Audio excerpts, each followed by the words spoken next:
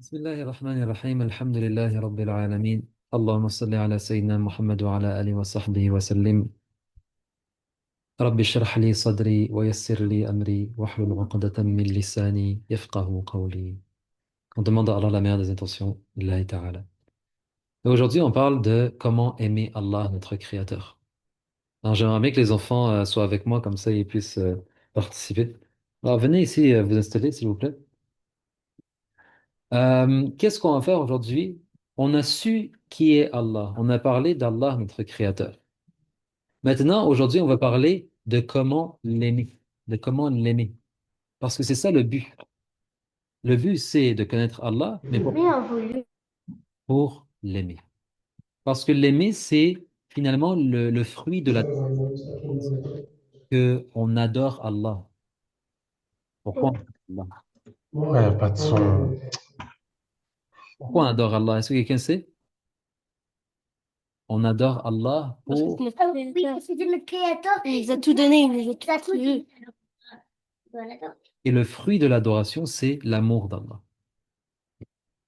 Alors maintenant, j'aimerais ensemble que on se mette dans une mise en situation qui est comment est-ce que les êtres humains, ils s'aiment les uns les autres? Parce qu'ils ont l'amour. Pourquoi, par exemple, toi, tu vas, pourquoi toi, tu vas aimer une personne en particulier? Levez la main et dites-moi pourquoi, par exemple, tu aimerais ton père ou pourquoi tu aimerais ta mère. Oui. Parce que notre mère, bah, euh, c'est elle qui nous. On est né à cause d'elle, mais en fait, c'est pas vraiment, c'est Allah qui l'a fait, mais en fait, c'est aussi parce que, ouais, ouais, elle nous a porté, elle nous a donné le Attends, lait. donc elle a dit, la mère m'a porté, la mère m'a donné du lait. Et Quoi aussi, d'autre? elle m'a donné à manger quand j'avais 3 et 4 Ok. 5 et même jusqu'à l'âge de 15 ans. Même plus. Très bien. Des fois. Et ton père, par exemple, pourquoi tu devrais aimer ton père? Parce que des fois, il nous donne des trucs en exception, des trucs comme ça, ou des fois aussi, bah, c'est notre père. Si on n'aurait pas un père, on serait pas là. Et si on serait pas mariés, on serait pas. C'est bon. Ouais, si vous êtes. Donc, Non. si je comprends bien, c'est parce que la personne vous a fait du bien. C'est un Oui, peu ça, non? Et plus une personne nous fait du bien, en général, plus on va quoi? l'aimer. Plus on va l'aimer. Imagine maintenant, tu as deux oncles. Il y a un oncle, à chaque fois que tu le vois, il te donne des cadeaux. Il te sourit. Il marche, il fait des marches avec toi. Il t'a appris des choses que les autres ne t'ont pas appris. Il discute avec toi. Il te fait sentir bien. Parce qu'il est très cool. Exactement, il t'achète des trucs cool. Et tu as un autre oncle, quand tu le vois, il te regarde pas, il t'achète jamais de cadeaux. Quand tu lui parles, il te répond pas, il t'ignore en fait.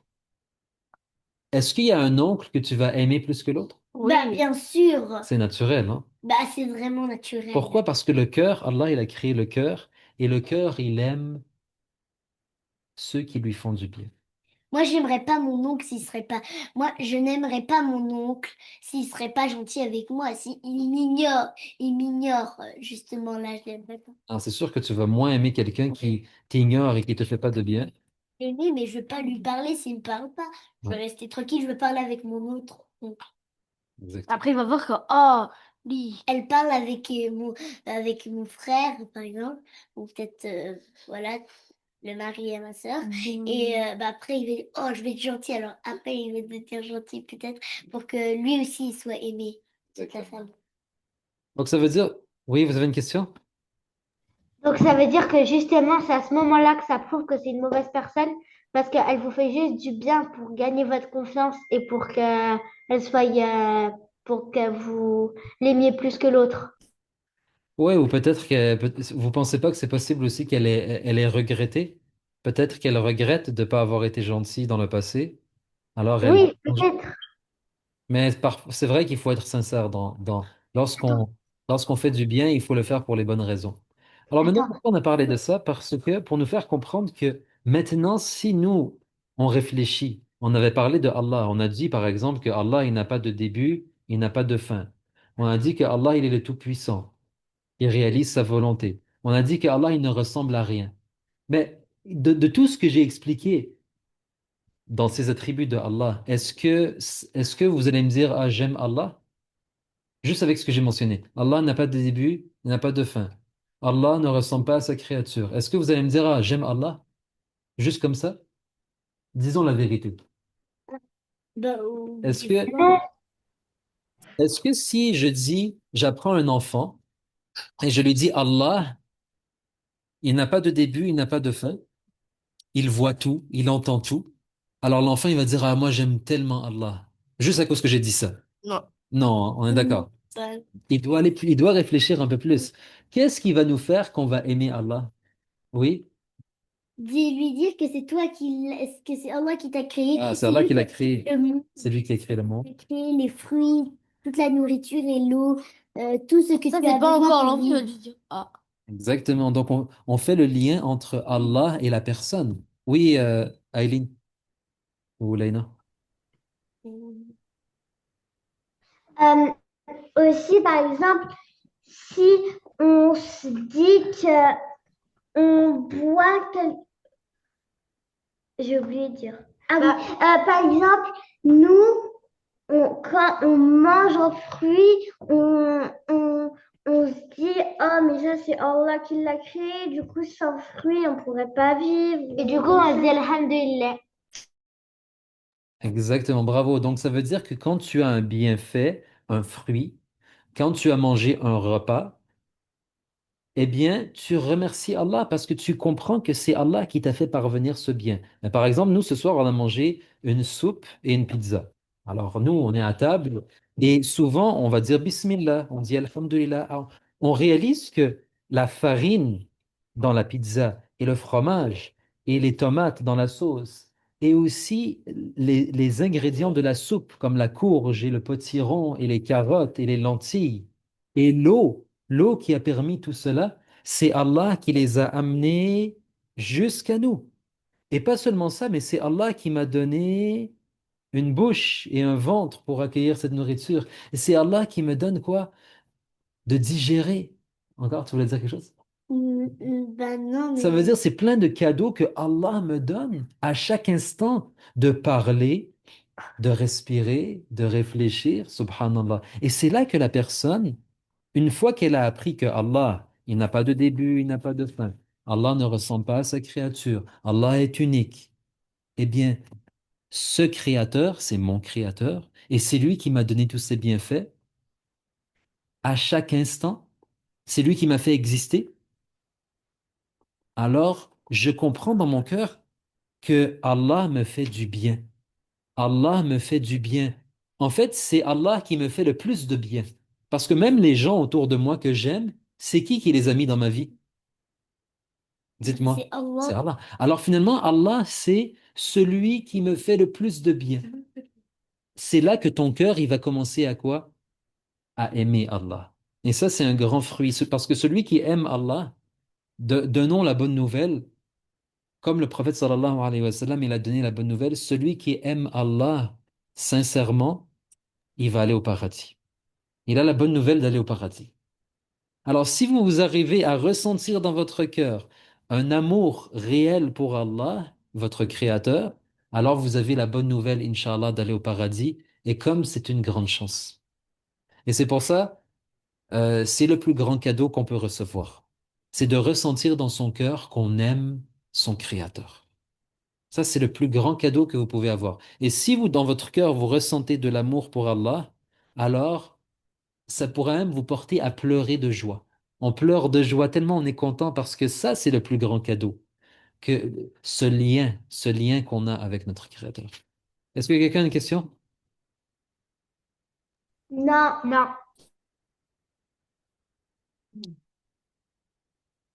Donc, on a cité ensemble différents types de biens.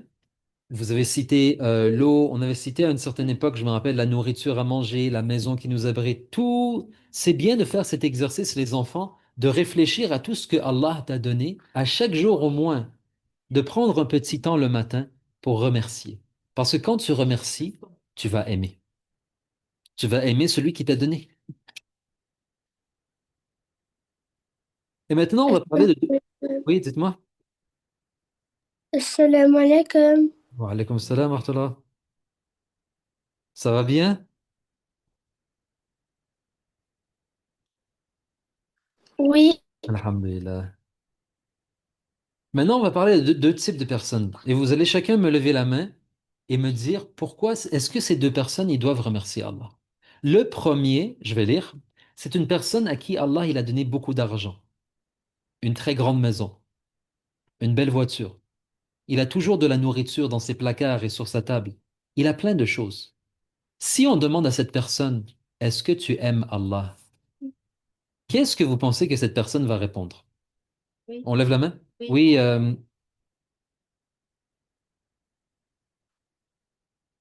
c'est Aïssam, hein?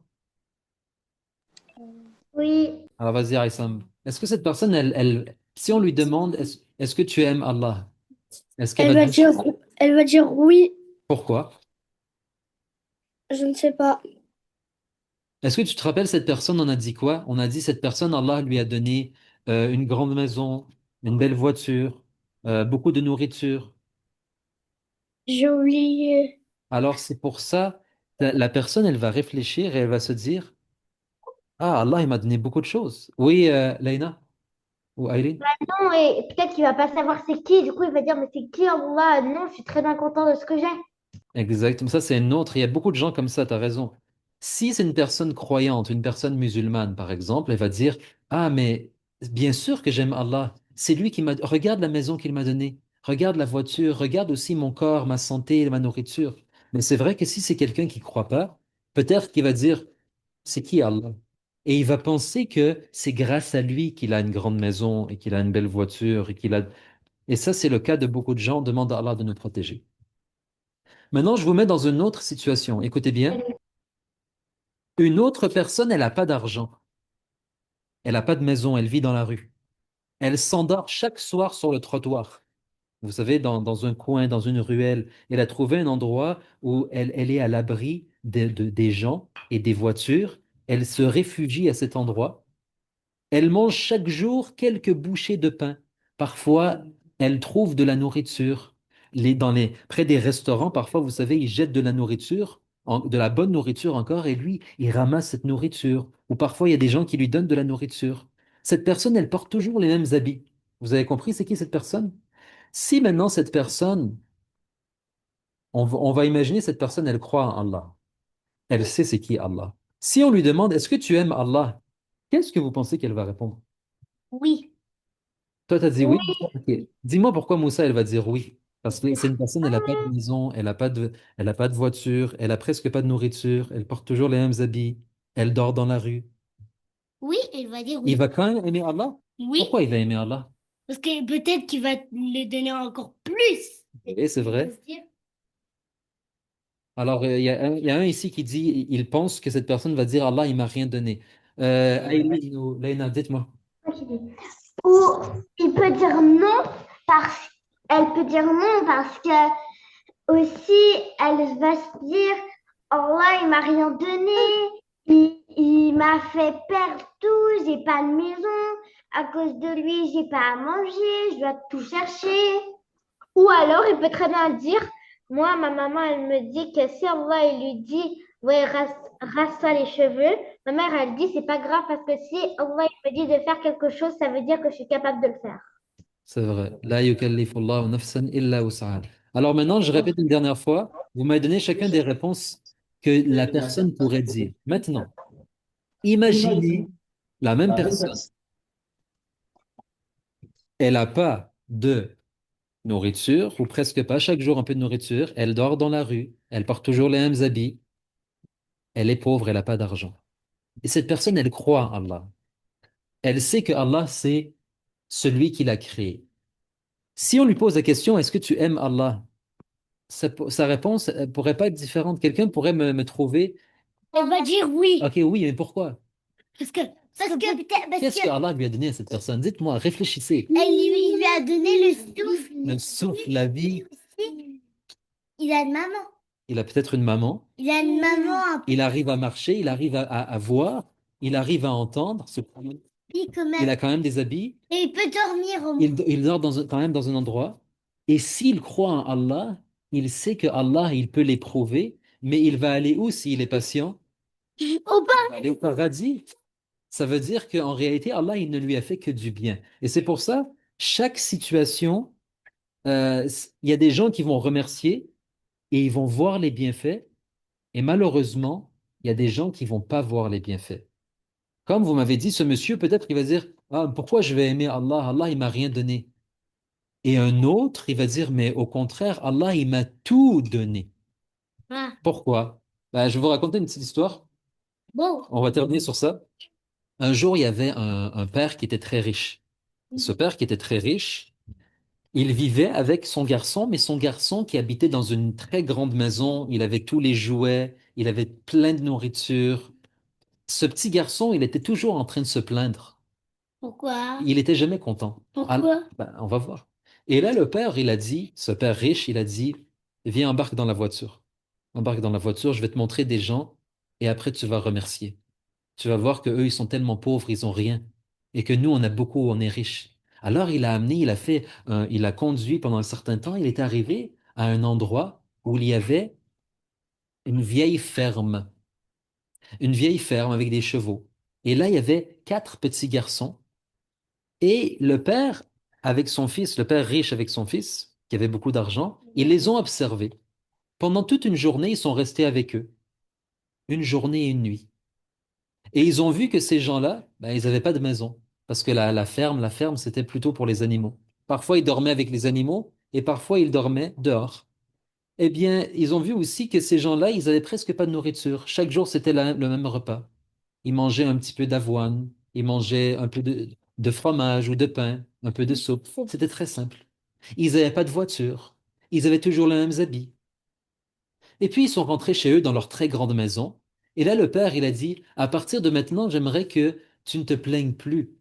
Regarde tout ce qu'on a, la grande richesse qu'on a, la maison, la voiture, la nourriture. Et là, le fils, il a dit, oui, papa, à partir de maintenant, je vais plus jamais me plaindre. Et après, il a C'est dormi. vrai. Attends, je vais voir. À partir de ce moment, je vais plus jamais me plaindre. C'est vrai, je constate que j'ai tout. Mais aussi, je réalise que ces gens qui sont pauvres, que toi, tu considères pauvres, eux aussi, ils ont tout. Après, le père, il a dit, comment ça, ils ont tout? Ils ont rien, ces gens-là. Le fils, il a dit, non. Pendant que nous, on dort dans cette grande maison, eux, ils dorment à la belle étoile. Ils ont le ciel magnifique comme toi. Et il dit, pendant que nous, on boit de l'eau filtrée, eux, ils boivent directement à une source qui est tellement bonne. Il a dit, pendant que moi, je joue avec ma petite voiture téléguidée et l'autre voiture que tu m'as achetée, eux, ils montent des chevaux et des ânes. Et là, il a expliqué quoi? Que finalement, même ces gens que parfois nous, on considère pauvres, ils sont riches. Et c'est pour ça la vraie richesse, c'est dans le cœur. C'est de voir, En fait, on est toujours on est toujours riche. qui est moins riche En que toi. plus, exactement. Et celui qui s'habitue à voir sa richesse, il va dire, non, moi, c'est sûr que j'aime Allah parce que Allah, il m'a beaucoup donné. Parce que parfois, Allah, il met la baraka dans un petit bol de riz et la personne, elle mange son riz et il est tellement bon pendant qu'une autre personne, elle mange un repas magnifique et, et cette personne a une indigestion, elle n'arrive pas à bien digérer. Donc, finalement, on doit remercier Allah pour tous les bienfaits qu'il nous a donnés. Et si vous voulez être riche, habituez-vous à voir tous les bienfaits que Allah vous donne. Ne serait-ce que le souffle, de pouvoir quoi? Respirer, de pouvoir voir, de pouvoir entendre. Ne serait-ce que quoi? Que d'avoir Allah. De savoir que Allah t'a créé et que si tu l'aimes, Inch'Allah, tu vas aller au paradis. Walhamdulillahi Rabbil Alamin. Est-ce qu'il y a une question? Non. Non. Non. Alors, Inch'Allah, à ce samedi, Inch'Allah, à ce samedi. Assalamu alaikum wa rahmatullah. Alaykoum salam. وعليكم السلام. Pas de questions. وعليكم السلام.